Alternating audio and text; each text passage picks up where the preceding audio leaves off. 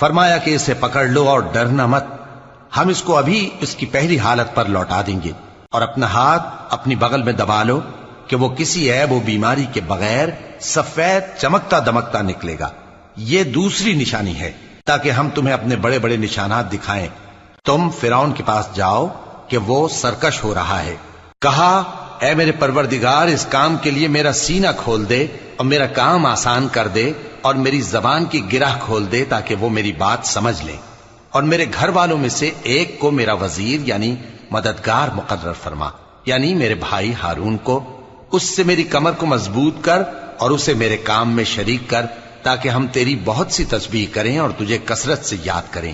تو ہم کو ہر حال میں دیکھ رہا ہے۔ فرمایا موسیٰ، تمہاری دعا قبول کی گئی، اور ہم نے تم پر ایک بار اور بھی احسان کیا تھا جب ہم نے تمہاری والدہ کو الہام کیا تھا جو تمہیں بتایا جاتا